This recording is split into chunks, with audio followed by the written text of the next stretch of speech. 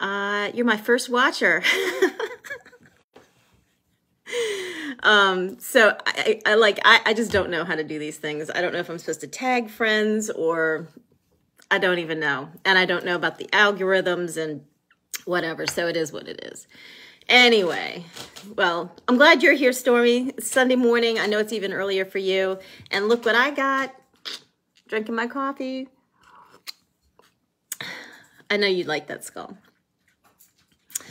So I'll just go ahead and start talking, and whoever jumps in, jumps in. And if not, then I'll just post this and people can see it on the replay.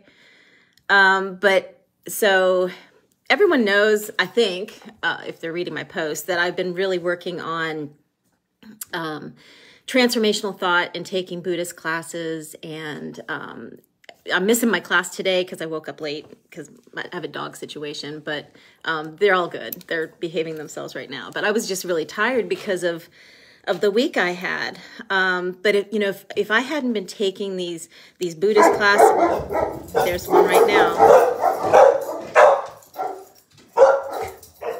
They're doing what they're supposed to do. Let everybody know, don't come to our house. But if I hadn't been working on my...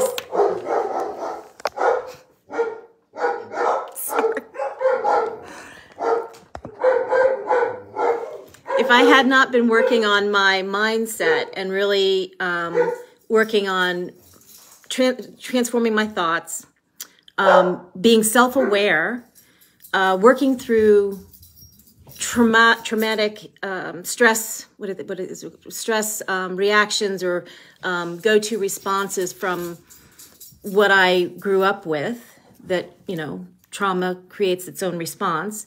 So if I had not been working on myself really diligently, I probably wouldn't have had such a good week. So I wanted to talk about karma and how whatever you do, think, say, it all impacts your karma. And it doesn't matter, what your spiritual beliefs are or where you're coming from with karma. If you believe in, past life reincarnation, I know in the Buddhist class that I've been in, we talk about how our karma is carried into this life from things that have happened to us in our past life and how we've responded to those, or the karma that we've created simply by being the kind of person or being that we were previously. So a lot of the things that we work through in this life is carried in. So it's our responsibility to work on that, to make ourselves better. And not everybody's willing to do that or aware that they can do that, or even know that that's a possibility. So if you believe in that, that's great. If you don't, then, whatever your take is on karma, I think this is helpful, what I'm going to talk about for everybody. So there was an incident this week on Wednesday morning when I was sitting at my dining room table, trying to do my journaling and my planning for the day. And I saw that one of my neighbors had I can see through that window, one of my neighbors had their dog off leash, which is typical. Like, I've never seen that dog on leash. And I live in Fairfax County, Virginia, so we do have a leash law. And it's not just for, people, it's for everybody's enjoyment. Like, it's not, well, my dog behaves well and doesn't need to be on a leash kind of thing. Like, I don't know. My dog stresses out if it sees a dog off leash. So, because she's a German Shepherd and she is a rule follower and a rule enforcer. And that's just the nature of that breed. So anyway, I saw that her dog is running around in our common area right behind our townhouses that back up to each other. And I went over to my deck and I said, hey, can you please leash your dog? And immediately her response was not friendly. I don't know this person. I've never had an interaction with her. I just know that her dog's been off leash. Like, I've never seen it on leash. And other neighbors have had to actually bring it back home because it had run out into the next neighboring area. So her response was immediately a kind of sarcastic, over-exaggerated hello, which was, in my way, I understood that as she's ignoring me. So I asked her again, and she did the same. And I said, hey, look, I just don't want to come around this corner and have a problem with our dogs. there's a leash law. And so it just blew up. I watched her go from the kind of sarcastic to, flailing body, it provocatively telling me, well, call the police. My name is such and such. And I can't remember because I blacked out because the stress is trauma response. I don't want to have a conflict. She's provocatively telling me, call the police. This is my name. This is where I live. And she's losing her shit. I mean, she went all because of a leash, just leash your dog. And that's what I kept saying. I don't want to call the police. I just want you to leash your dog. She said it again. I said it again. And my response, it was almost like a mantra. I just want you to leash your dog. There's other people living here too. We all have to leash our dogs. So it just kept going and going. And then I turned to go inside and I said, I'm done with this conversation. I just leash your dog. And she just lost it more. And I'm looking at this and it's surreal because I'm coming from a space of, I'm generally calm and don't necessarily let other people's actions and words and whatever they're doing affect how I am or how I think about myself or how I respond. And so, but she couldn't let it go. She had to have one more word and she said something and the way she was flailing, I looked at her and it was surreal. And it looked like a child throwing a tantrum. And this is a 40-some-year-old woman. And I just said, oh my goodness, grow up. And walked in. And I don't think she liked that. But what else? I was done. She just kept provoking. So I went in and I called animal control because I was like, I don't know what to do. I just want somebody to come out and talk to her because I truly don't want an issue. If there's a problem with her dog running up to mine, my dog's going to protect itself. And it's a German Shepherd. So immediately people are going to point the finger. It's an aggressive dog. It's not an aggressive dog. It's actually a sweet dog that's just wanting everybody to, play fair and play by the rules. So I'm on the phone with animal control. When they first answered the phone, they said, Fairfax County Police, Fire and Rescue. And I confirmed, this is animal control, right? This is not an emergency. I just want to make that clear. And they said, yeah, you're with the right person. I'm dispatched for whatever.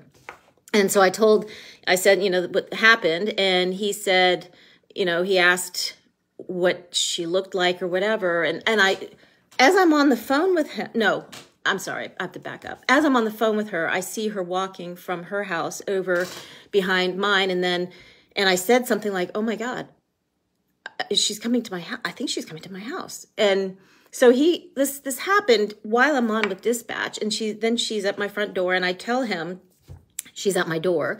She's banging on my door. My storm door is closed and locked, but my front door is open so the dogs can look out because they like doing that.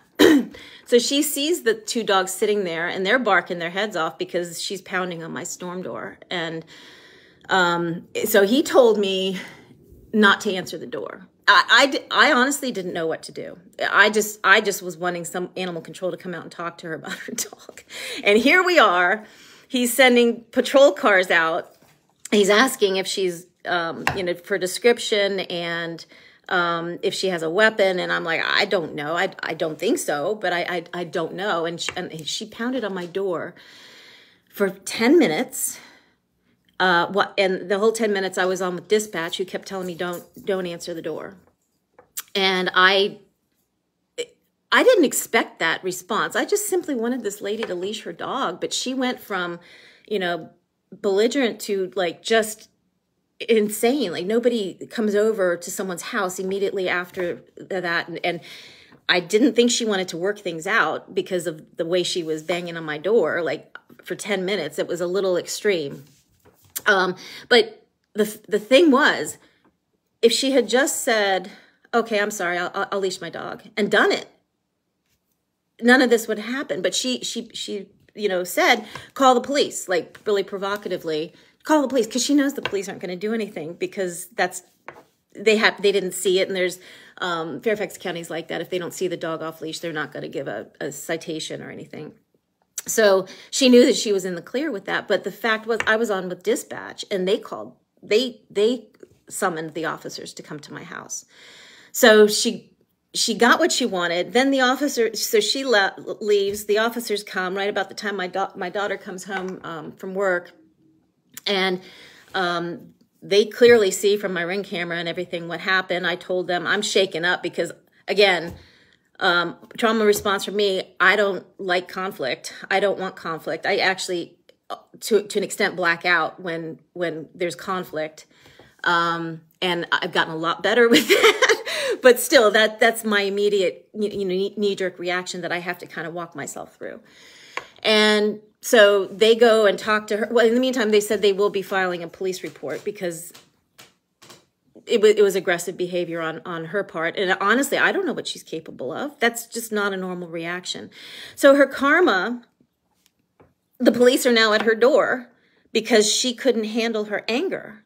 And that's not how I wanted this to play out. I told her, when we were speaking in the back, that I didn't want to call the police. I just wanted her to leash her dog. And so the karma, I saw it play out in real time within 15 minutes, from the point where we were talking in the back about leashing her dog to the point where the police were at my house and then go over to her house with animal control, who actually did give her a citation because the police were then involved. And the police are telling me, to file a no trespass, and I could file a, restraining order. And I'm just like, oh my God, this is all because she just wouldn't leash her dog. Oh my God. But her anger. And that's what really made me think, like, to have this to play out in front of my eyes, literally in lightning speed, what her anger, because she didn't control it in the first part, now she's got all these issues, and the landlord's involved, the HOA's involved. She's got a police report now. It's just, and all of that, it created some stress for me because I don't like conflict. I try to avoid it at all costs. But the response from me was like, it was still in me, and I didn't feel safe because she can literally look in my windows, and I don't want retaliation. I don't know what this woman's capable of. So it created this whole kind of mini stressful situation for me, and me having to take steps to protect myself legally. And that's not something I really want to think about or do, but it is what it is. So it just really made me aware, be careful what you think, because your thoughts create your emotions. And if you're angry, pause, be careful what you say, because you can't take those things back once they left your mouth. And when you're in that state of anger, because I've been angry, as like so angry that I've seen like black, it's like you don't control your actions anymore. That anger drives everything you do, say, and oh my God, look at the aftermath, what happens. So I've learned from my own experience that when I first start thinking something that's creating, quick heartbeat, or like, any kind of feeling that I don't want. Anger's like the worst, though. That's just, it just makes your whole body just react. That I take a breath. I take a breath and I pause. And I've gotten really good at pausing and pivoting, like redirecting, like taking myself out of whatever's creating those initial thoughts and refocusing, because I know where that path's going to lead.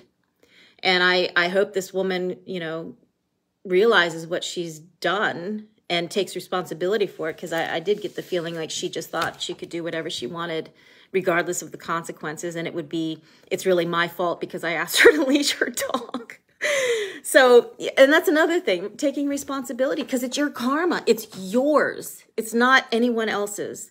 So if, like, what I was saying at the beginning of this live, if you believe that you come into this world with karma from previous existences that you've had, it's still your karma. It's no one else's. You're carrying that with you through time and space and whatever else you believe in. And it's yours to deal with, it's yours to keep, it's yours to do with whatever you want. But if you continue in that karmic path, you're going to have more of it. So I've consciously made an effort to better my karma in whatever way I possibly can, and really work on, compassion to others. That Buddhist class is really, really great. If anybody has the chance to take a class on transformational thought, the 8 verses of transformational thought, I highly recommend it. It's just really, some of it's really hard to grasp, but it's, there's bits and pieces that you'll be like that. Oh, aha, that makes total sense. So maybe I should talk about those things a little bit more too. But I just, this is my first live in 2 years. So we'll see if I do these. I did have requests to do them more often, but it just seems like such a production when I do. Anyway, I thank whoever's joined, Stormy and Ben and Helmut. Good to see. Yeah. Guten Morgen, Helmut, or guten Abend. Yeah. So have a great Sunday, wherever it is, wherever you are in the world. Take care.